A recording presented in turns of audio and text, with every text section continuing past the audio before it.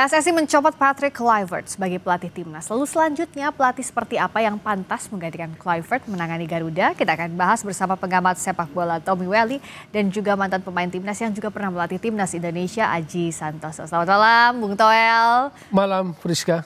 Coach Aji, sehat juga ya? Selamat malam. Sehat malam, Mbak Friska, Bung Toel.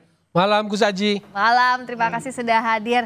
Bung Toel, kalau keputusan untuk mengganti Kluivert, ini sudah tepat atau enggak sih setelah evaluasi Piala Dunia yang gagal kita masuk kualifikasinya? Tidak ada pilihan. Karena? Kenapa nggak ada pilihan? Karena situasinya yang nggak kondusif. Artinya tekanan publik yang membuat itu? Tekanan netizen, saya nggak yakin itu publik itu keseluruhan publik bola gitu. Jadi saya lebih memilih kalimat tekanan netizen. Kenapa Bung Toel membacanya tekanan netizen bukan tekanan publik secara umum? Oke lah publik ada, tapi saya lebih lihat tekanan netizen. Kenapa? Karena persoalannya sejak dia hadir itu kan selalu dalam apa namanya? Dalam bayang-bayang, dalam perbandingan dengan pelatih sebelumnya. Sinteyong. Siapapun pelatih yang menangani timnas Indonesia, kalau kondisinya seperti ini akan sulit. Siapapun pelatih yang menangani timnas senior Indonesia, jika kondisinya yang seperti ini nih, tekanannya dibandingkan seolah-olah lebih baik, lebih buruk, bla bla bla bla, akan sangat sulit. Tapi saat meracik tim kan nggak ada tekanan dari publik, artinya itu hak prerogatifnya ada di tangan pelatih. Ya tapi begitu kalah, maka saya bilang kan ukurannya kan akhirnya kedangkalan kita hanya mengukur dari kemenangan. Nggak lebih dari itu. Begitu kalah keluar kan semua tuh. Keluar semua perbendaharaan itu tuh. Karena mungkin harapannya besar. Contoh kami lebih ikhlas gagal dengan yang lama gitu kan. Berarti kenapa sih kamu nyebut Sinteyong nih kamu Toel? Biar Friska aja. Artinya kan. Orang seolah kalau kalimat itu yang diungkapkan berarti kan publik lebih cinta pelatih itu ketimbang timnas Indonesia logikanya. Karena harapannya sebenarnya kita bukan pengen soal timnas nggak gagal, kita pengen timnas berhasil, ada fasenya lah. Dan itu terjadi di semua level, di semua negara juga pergantian pelatih normal. Tapi kan situasinya beda di kita. Kita lebih ikhlas, saya baca kan yang belakangan terjadi di gagal bersama pelatih sebelumnya. Itu karena ungkapan kekecewaan kah? Ya harapannya Patrick logikanya jadi kebalik kan. Yang disebut ke tim kepelatihan terbaik bisa membawa Indonesia misalnya dengan taktik yang lebih matang saat lawan Arab Saudi misalnya. Taktiknya berbeda.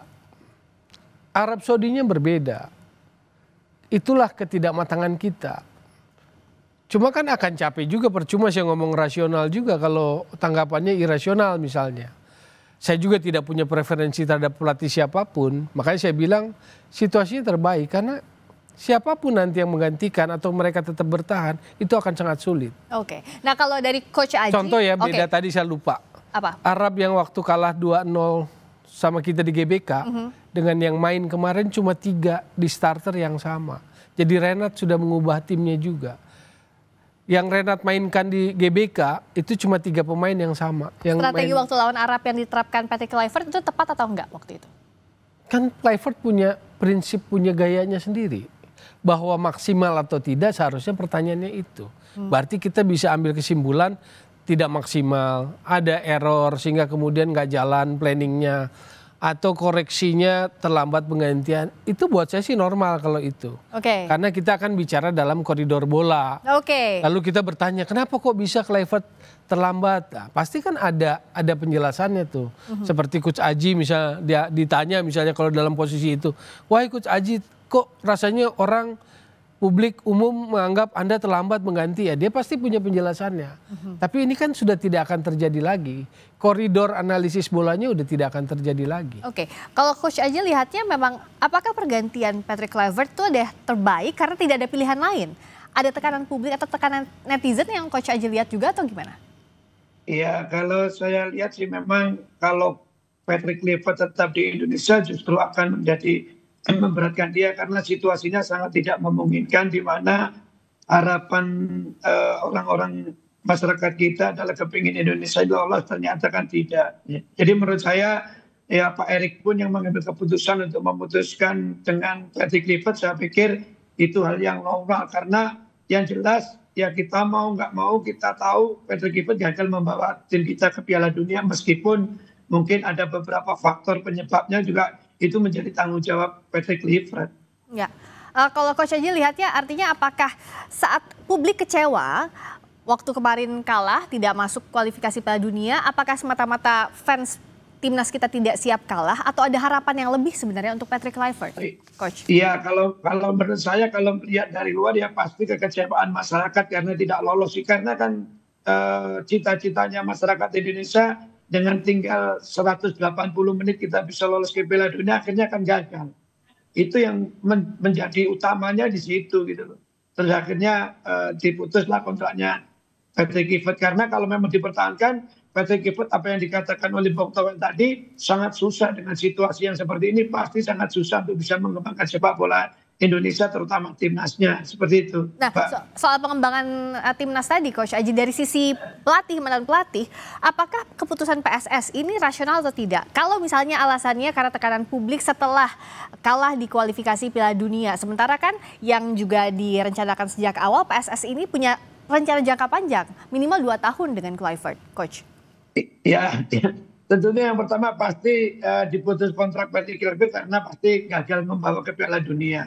Ya kan meskipun ada kontrak jangka panjang akhirnya itu tidak terjadi karena tidak bisa membawa tim kita lolos ke Piala Dunia. Saya yakin faktor utamanya masalah di situ gitu. Nah ini kalau tetap dipertahankan justru nanti akan menjadi bumerang. Mereka ngelatih tidak tenang. Dari PSSI sendiri juga akan banyak serangan dari apa yang dikatakan Bung Toel tadi, netizen yang pasti akan menggempur habis-habisan baik Patrick Kluivert maupun pengurus PSSI. Ini sepertinya yang dihindari sama pengurus juga seperti itu. Artinya kalau Bung Toel juga lihat meskipun awalnya jangkanya minimal sampai 2027, keputusan untuk mengganti Kluivert tidak ada pilihan lain. Tidak ada pilihan lain. Situasinya sulit. Kalau situasinya nggak berubah dari seperti sekarang, siapapun akan sulit. Siapapun akan sulit. Ini akan jadi presiden kalau kita bicara sepak bola dalam jangka yang panjang. Pelatih yang gagal akan selalu dihantui sebuah ancaman pecat. Pelatih nggak takut pemecatan karena itu tanggung jawab. Ekspektasi publik juga nggak apa-apa, biarin. Poin saya kan bukan soal ekspektasi. Harapan itu normal. Semua berharap kita Piala Dunia normal. Tapi kan persoalannya kita nggak tahu ukuran sepak bola kadang. Hanya tahu harapan aja. Tapi ukuran sepak bola kita nggak tahu. Kalau dari ukuran sepak bola selama Kluivert memegang timnas Indonesia, progres apa yang Bung Toel lihat? Progresnya cara bermain, cara pandang. Makanya kan ketika begitu pilihan pemain, kan saya sampaikan berkali-kali supaya rasional bola kita jalan, cara pandangnya beda terhadap tim. Contoh, Ricky Kambuaya yang di era sebelumnya cadangan, kalau istilah di 8 bola cadangan mati lah gitu. Cuma duduk di cadangan, main dia sekarang. Dan kualitasnya ada. Persoalan katakanlah kita bisa mengkritisi nggak maksimal, ya memang enak kalau ngomong. Tapi buat pemain yang laksanain ya mungkin ronde 4 itu berat. Tapi Ricky Kambuaya jelas di satu titik punya potensi. Dia mampu bermain di posisi itu. Lalu misalnya Beckham yang nggak pernah di league, sebetulnya kan punya kemampuan. Itu yang saya lihat cara pandang. Contoh Asnawi gitu loh. Cuma kan Asnawi kan dipilih di era sebelumnya, ini kan enggak. Itu cara pandang yang berbeda terhadap pemain gitu loh. Kita nggak bicara soal jelek, bagus, bukan. Kalau yang sebelumnya itu senang yang lebih fisikal. Fisikal tuh bukan stamina. Fisikal tuh yang mainnya dengan fisik. Tapi ini tim kepelatihan Belanda ini senang yang teknikal. Gitu loh. Untuk progres butuh waktu untuk melihatnya. Sampai pemain itu paham kan begitu. Cuman kan kelihatan sebetulnya bagaimana contoh ketika menaruh Verdong jadi gelandang bertahan. Menurut saya sih nggak banyak pelatih atau kita sendiri yang menyangka akan memainkan itu. Tapi menurut saya itu sebuah opsi-opsi atau value-value yang ditambahkan kepada tim. Karena Dinjam juga main bagus sebagai bek kiri. Intensitasnya kuat gitu loh. Jadi, nah misalnya persoalan Miliano bagus gitu loh. Siapa si Yakob juga bagus. Tapi ketika Yakob dan Miliano itu harus bermain seperti apa? Tapi analisis kita kan cuma bilang, Yakob kan winger, kenapa ditaruh jadi back gitu loh. Nah, dalam level sepak bola ini kan bukan sesuatu yang salah atau haram gitu Menurut loh. Anda itu ya sah-sah saja? Normal aja, kayak Ivan Perisic bisa main winger, bisa main fullback juga gitu yang cross. Banyak yang menganggap juga waktu laga lawan Arab itu coba-coba yang di laga krusial dan tidak perlu dilakukan. Kan gini loh, di level itu nggak mungkin coba-coba. Karena ini kan krusial. Kita bilangnya hidup mati, partai final, 2 partai final. Nggak mungkin pelatih itu coba-coba atau eksperimen. Maka kalimat coba-coba dan eksperimen itu saya anggap framing yang terjadi di media sosial. Kenapa terjadi framing? Karena ada sentimen masa lalu. Dan itu yang memberatkan, situasi paling berat siapapun saat ini. Kalau Coach Aji lihatnya apakah memang yang memberatkan ada sentimen masa lalu, ada pengaruh mantan yang masih membebani Patrick Kluivert, atau ya semata-mata publik melihat harapannya Coach Patrick sejak datang kan begitu Patrick Kluivert. Nah, tapi kalau misalnya sudah dikasih pemain satu pack, juga satu tim kepelatihan sesuai dengan keinginan pelatih, pemain-pemain juga naturalisasi baru dipercayakan kepada Coach Patrick, masih adakah sentimen masa lalu menurut Coach Aji? Ya, ini timbul cuma satu, Mbak Weda. Ini timbul karena Patrick Kluivert tidak mampu membawa timnas kita ke Piala Dunia, akhirnya dibanding-bandingkan seperti itu. Kalau saya tangkap dari penyampaian dari Bung Toel tadi, seperti Ricky Kambuaya, Beckham, itu memang Kluivert bisa menaikkan kualitas pemain secara pemain individu, gitu loh. Nah, ini masyarakat yang mungkin tidak mau melihat seperti itu, kepinginnya mereka secara keseluruhan bahwa lolos gitu. Terus berikutnya apa yang disampaikan Bung Toel tadi sama dengan pemikiran saya ketika melawan Arab Saudi. Banyak orang yang mengatakan bahwa ini coba-coba, itu keliru, nggak mungkin. Coach Aji melihat itu tidak mungkin coba-coba. Tidak mungkin, itu memang menurut Patrick Kluivert waktu itu pemain-pemain itulah dalam persiapan yang penampilannya terbaik. Karena apa? Karena di dalam kepelatihan itu biasanya memasang pemain itu 1 hari menjelang pertandingan. Siapa yang berpenampilan bagus itu yang akan mendapatkan kesempatan. Jadi memang dari awal pun ketika kalah dari Arab Saudi saya sudah nyampaikan, tidak mungkin itu coba-coba, nggak ada. Ya itu memang menurut Patrick Kluivert terbaik, meskipun menurut masyarakat dengan hasil yang kontroversial ya Coach. Iya, akhirnya disalahkan komposisi pemain seperti itu Pak. Tapi kalau Coach Aji lihat progres timnas di bawah Patrick Kluivert sebenarnya seperti apa? Objektif ya, tidak melihat kekalahan di kualifikasi Piala Dunia, itu gimana kalau menurut Coach? Tentunya sebagai seorang yang memberi komentar ya objektif, saya tidak punya kepentingan apapun, kan begitu. Nggak kepentingan sama Sintayong, nggak kepentingan sama Patrick Kluivert, yang memang cara bermain yang berbeda. Patrick Kluivert sama Sintayong itu satu sosok pelatih yang memiliki filosofi yang beda gitu. Iya betul, di mana Patrick Kluivert lebih mengedepankan gaya-gaya Eropa, sedangkan Coach Sintayong lebih mengedepankan lebih fisikal. Itu memang terjadi gitu loh. Nah, untuk kedepannya ya tinggal nanti pengurus lebih memilih siapa pelatih yang cocok. Seperti itu, Mbak. Kalau memang ini misalnya on the track, kenapa PSSI tidak memilih untuk melihat situasi sampai reda, misalnya Bung Toel baru memutuskan mengganti atau tidak Patrick Kluivert? Apakah harus secepat ini? Boleh percaya apa tidak, saya membaca, nggak akan mengungkapkan sekarang juga di sini misalnya, tapi saya membaca ini ada yang lebih besar dari sekedar ini. Apa itu? Dalam hal apa? Serangannya ada hal yang lain. Dalam hal? Misalnya kita bicara keanehan ya, ketidakwajaran, ketidaklazim. Sehari menjelang lawan Irak, Jumat malam setelah kalah dari Arab, manajer timnas mengungkapkan situasi internal ke publik. Yang dalam bahasa saya mengumbar. Kalau Anda manajer timnas, tugas Anda, tanggung jawab Anda adalah jaga kekondusivitas tim. Jadi suasana tim itu harus dijaga. Kalaupun ada situasi, nggak boleh dia ngomong. Karena itu bagian dari tanggung jawabnya. Tapi yang terjadi Pak Sumar di Jumat malam, karena saya tahunya Jumat malam. Selepas saya di acara sini juga lah, ada talk show. Saya baca dia mengungkapkan ke media bahwa ada situasi perdebatan, ada situasi apa, dia mempertanyakan line up, dia punya preferensi soal 3 back. Itu buat saya aneh. Kenapa menurut Bung Toel itu aneh dari sisi manajer? Yang pertama, dari segi etika, Anda manajer tim, Anda nggak boleh. Peperangan sedang terjadi. Peperangan kemarin di Jeddah itu 2 pertandingan, pertempuran dengan Arab, pertempuran dengan Irak. Pertempuran dengan Arab kalah 2-3. Peperangannya belum selesai, masih ada 1 pertandingan lagi. Jadi masih dalam situasi perang. Anda nggak bisa sebagai manajer timnas mengatakan itu gitu loh ke publik. Saya masih belum bisa menangkap karena masih di spill tipis-tipis sama Bung Noel. Iya, kan spill tipis-tipis. Tapi saya sudah membaca. Apa yang dibaca usai jeda di Sapa Indonesia Malam.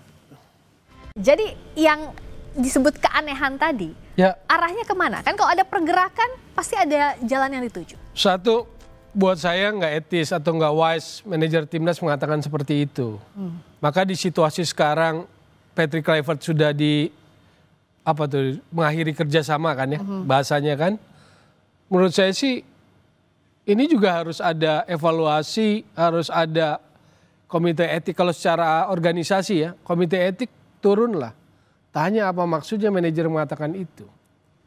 Itu satu. BTN, karena manajer timnas, ketua BTN orang yang sama dan juga exco. Kedua, dengan ngomong seperti itu menurut saya sih ini petanya jadi kelihatan gitu loh. Walaupun saya bilang tadi ini bacaan saya dan saya masih sedang merangkai, tapi jadi sesuatu yang tidak lazim, aneh gitu loh. Ada bara di petinggi? Sangat mungkin. Tapi sudahkah ini terselesaikan dengan pemecatan Patrick Kluivert atau pengakhiran kerjasama Patrick Kluivert atau tidak serta-merta? Tidak serta-merta.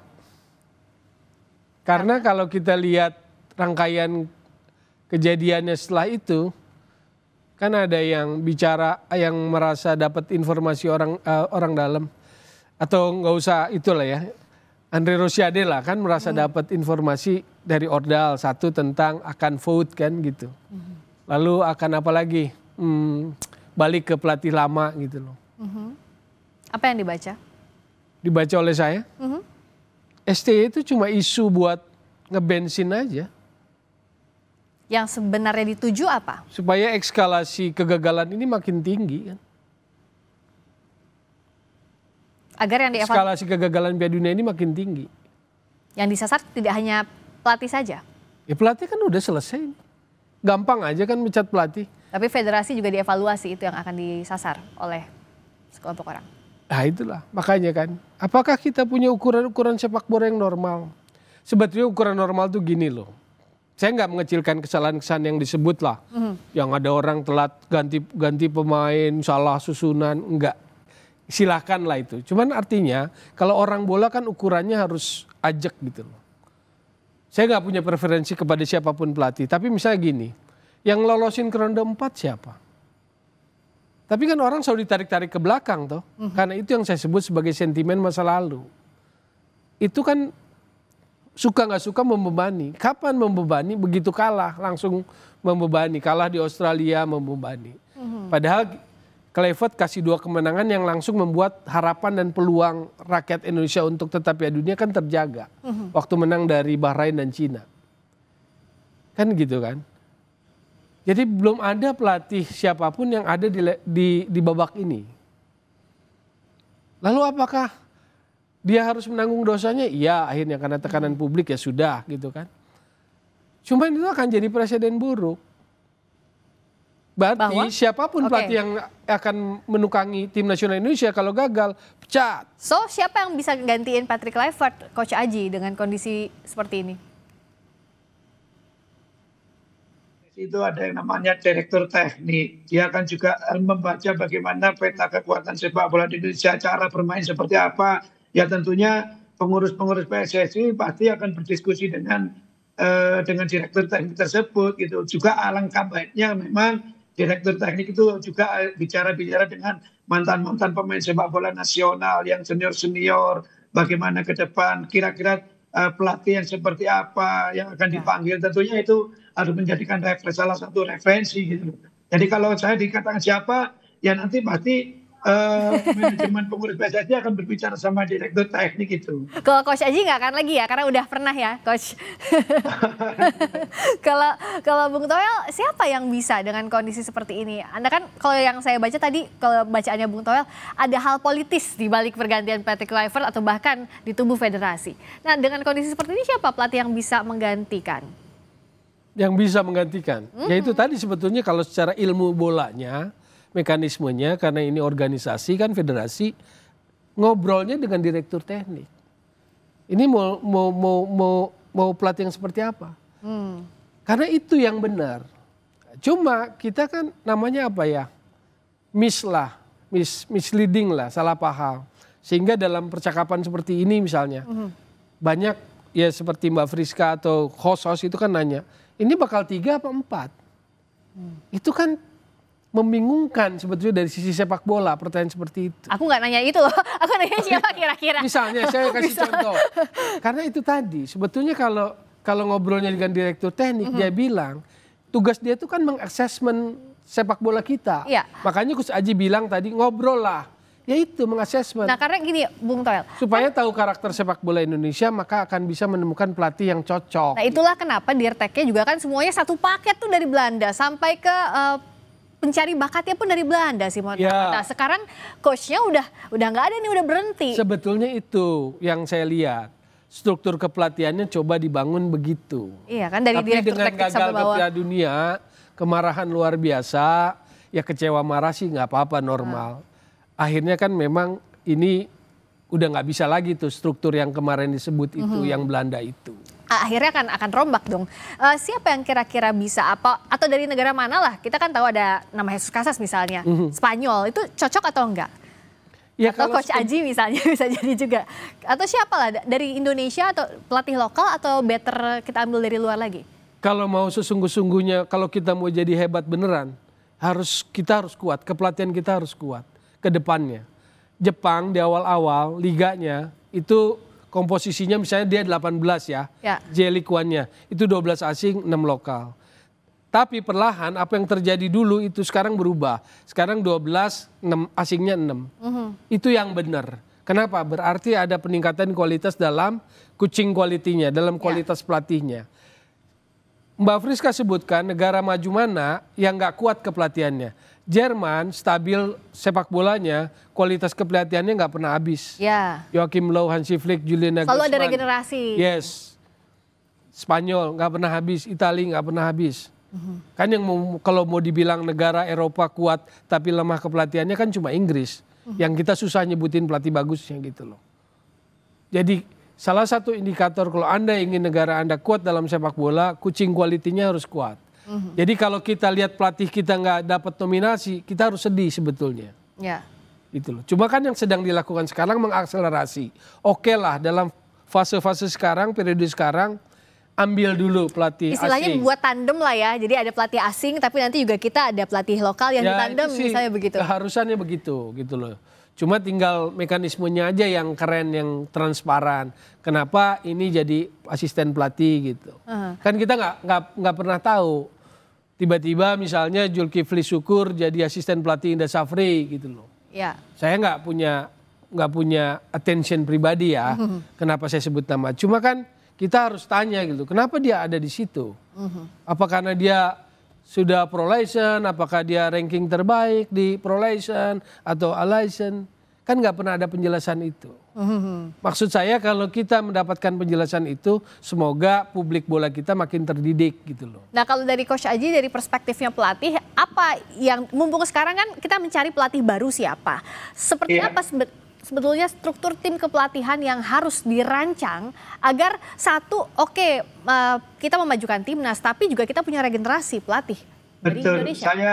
Saya tadi sebelum live ini juga saya sudah berpikir kita tidak ada masalah pengurus PSSI mengambil pelatih asing lagi, tidak ada masalah karena sepak bola kita juga memang tuntutannya tinggi. Tetapi jangan lupa di setiap usia, meskipun lah usia 23, 20 atau senior memakai pemain asing, tapi jangan lupa menyertakan pelatih lokal kita. Tujuannya apa? Untuk transfer knowledge gitu loh.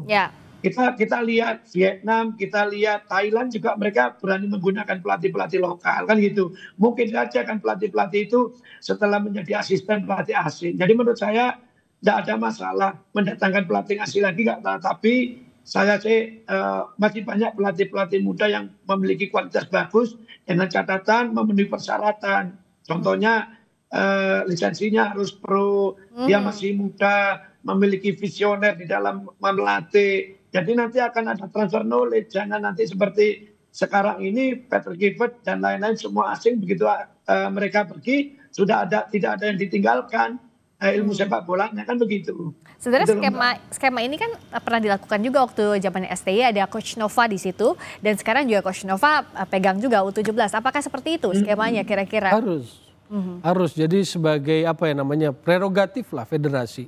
Mau siapapun nanti yang dipilih dari negara manapun ya harus disertakan pelatih lokal kita. Yang penting mekanismenya bagus nih. Misalnya ada 10 yang didorong.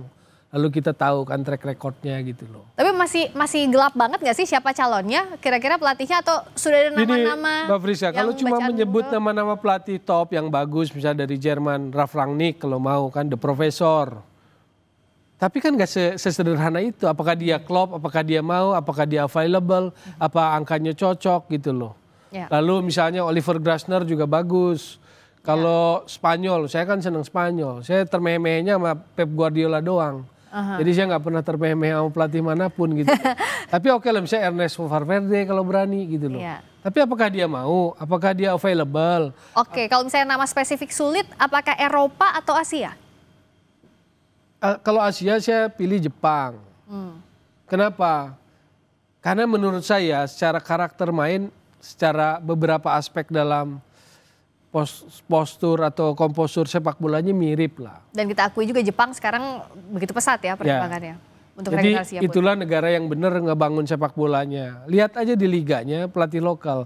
Bahkan setahu saya, seingat saya pelatih asing terakhir timnas Jepang itu adalah